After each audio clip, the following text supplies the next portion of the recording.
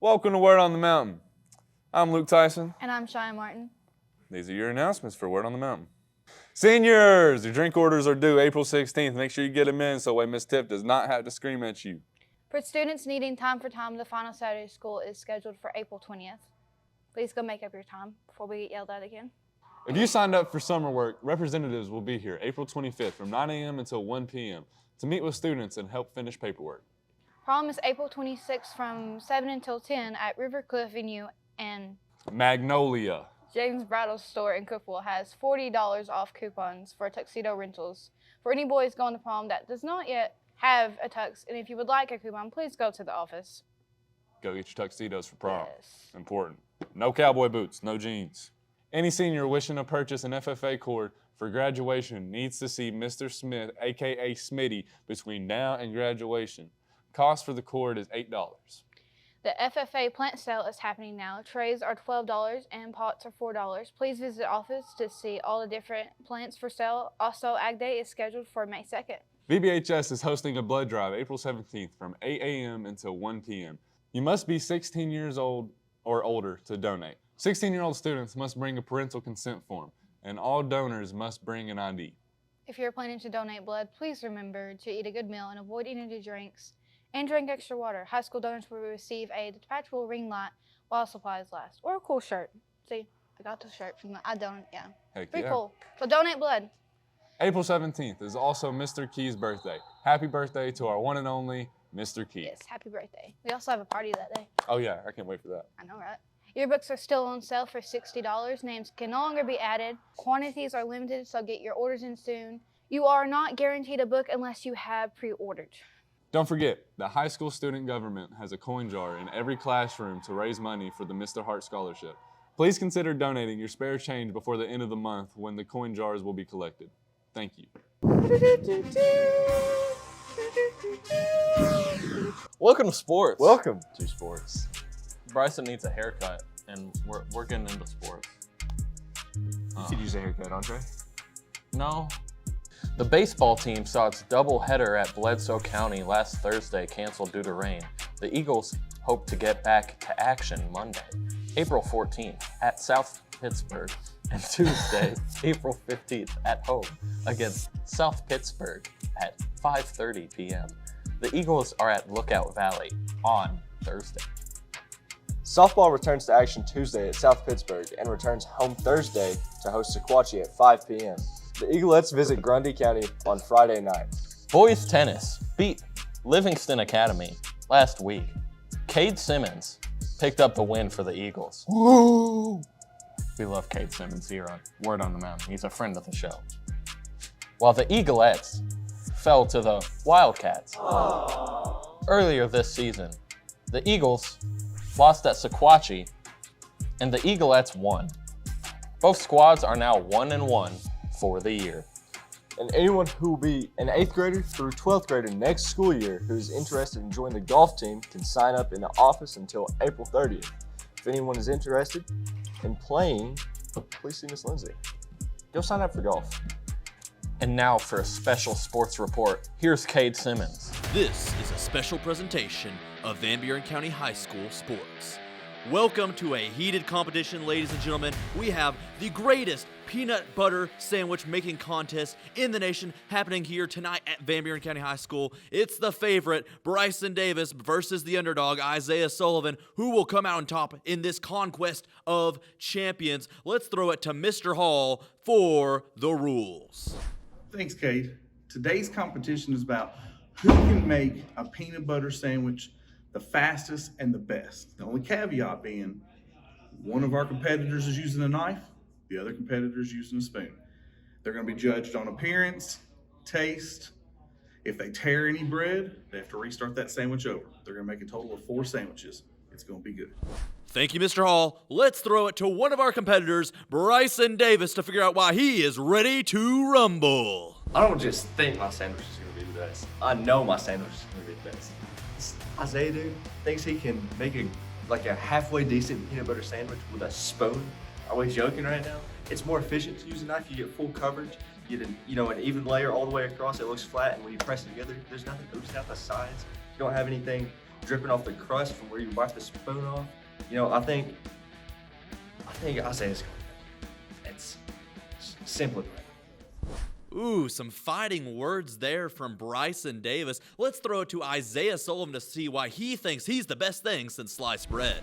Well, because, I'm using the spoon. He can be using that boring knife, Everybody uses the knife. It's basic. And I'm going to be faster. I'm going to be better. Ladies and gentlemen, it's go time. Let's make our way to the ring to see our competitors enter. Entering first, it's Bryson Davis skipping his way into the arena. He's followed up shortly by Isaiah Sullivan, looking calm and collected, also ready for this incredible competition. Ladies and gentlemen, let's get ready to rumble! All right, as the match has started, we can see early on that both these competitors are going at absolute light speed, just trying to outdo each other because this competition relies heavily on time. That's one of the three main attributes that these judges are going to be looking at today, as well as taste and general appearance. One thing I'm noticing early on, that Bryson Davis are leaking a lot over the edge, but he's getting a more even spread overall. However, Isaiah Sullivan is having the exact opposite problem. Very clean appearance overall, and appearance is a big factor in this contest, but he's leaving too much peanut butter, and it's really causing a lot of problems for him. I don't think the judges are going to like that. It's going to be interesting to see as we wrap up our time here how this will affect it. Oh, look at that! Bryson Davis finishes first with 38 seconds. Isaiah Sullivan takes a little bit longer. He'll finish in 49 seconds. That's going to make a big difference in this contest. That's already 1 point in favor of Bryson Davis. We'll go to our judges for the official results. The verdict came down to Bryson outlasting Isaiah when it came to speed and taste. Isaiah did get him in appearance. He did. But taste and speed was Bryson. Overall, Bryson was the winner. Overall, his sandwich didn't look the best, but it tasted the best, and he was most efficient in making sandwiches. Although, we could look at, in the grand scheme of life, we were all winners because we all got some peanut butter sandwiches. What an incredible competition today. With all due respect to our competitors, it was very clear to everyone watching that Bryson Davis was going to win this competition. I mean, it was, really, there was just no chance, if I'm being honest. Hate to be that way. Sorry, Isaiah, if you're watching this. We knew who was going to win from the start, but a great competition nonetheless. Sorry for those with peanut allergies. I feel that. I'm one of those guys. But that'll do it here from our special presentation of Van Buren County High School sports. I'm Cade Simmons with the report. Thanks, Cade, for that outstanding reporting. That's all for sports. Oh man, what a great segment of sports that was. I'm Andre Tyler. And I'm Bryson Davis. And this was sports on Word on the Mountain. Word on the Mountain Sports. Live. Not actually live. We're doing it live. We're doing it live! Woo! John Brewer, the science doer. Welcome to the show. On today's episode, we'll be doing a flame test. If you've ever seen fireworks or learned how to do plumbing with copper pipes, then you may be familiar with the general premise already.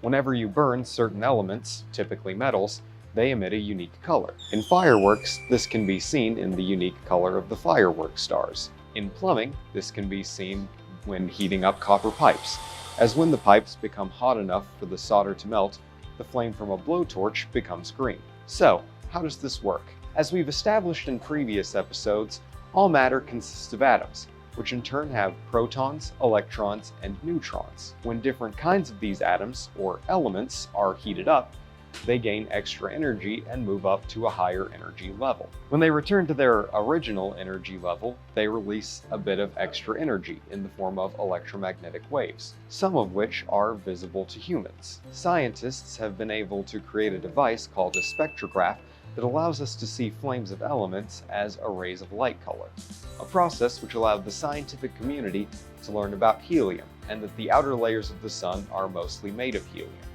So let's get into the experiment itself. Before doing any experiment, make sure you have the proper safety equipment and supervision. The chemicals that I have are sodium chloride, calcium chloride, copper chloride, barium chloride, and strontium chloride, which are all salt compounds dissolved into this water in a hypersaturated solution. All right, so this first one is the sodium chloride sample. As we can see, it gets a nice orange color. Next up is the calcium chloride sample, really deep red color. Next up is our copper chloride sample. You can see a good green hue there. Barium chloride sample, kind of a subtle yellow. And finally, our strontium chloride sample, really deep red. All right, that's all for today, so goodbye and thanks for watching. I'm your meter man, Jeremy Grove, here to give you your 7-day forecast. Let's get right into it. Here on Monday, it's going to be a high of 80, low of 62, going to be partly cloudy. Tuesday, high of 77, going to be a little colder, low of 62, also going to be partly cloudy. Wednesday, it's going to rain, high of 65, low of 61. And then back on Thursday, it's going to be a high of 79 and low of 60 with rain. Friday, high of 72, low of 55 with some rain. Saturday, high of 65, low of 53 with even more rain. And then finally, Sunday, it's going to be a high of 65 again with a low of 50 with, once again, I can't believe I'm saying this, but even more rain. Now, this has been your meter man, Jeremy Grove, signing off. Thank you. You know what time it is. Now our high school students of the week include Andrew Dirting for being very willing to help anyone, but especially Miss Lowry with anything she needs. Congratulations, Andrew. You better clap with me. Oh. Our second high school student of the week is Corley Grissom for helping our preschool teachers make sure that all of their students are always safe. Congratulations, Corley. This week's staff member of the week is Miss Brandy for always being willing, available, and flexible and doing her job to the best of her abilities. Congratulations, Miss Brandy. That wraps it up for this week's episode of Word on the Mountain. This has been week 10. As always, thank you very, very, very much for watching and supporting us. Stay tuned for week 11 coming out next Monday.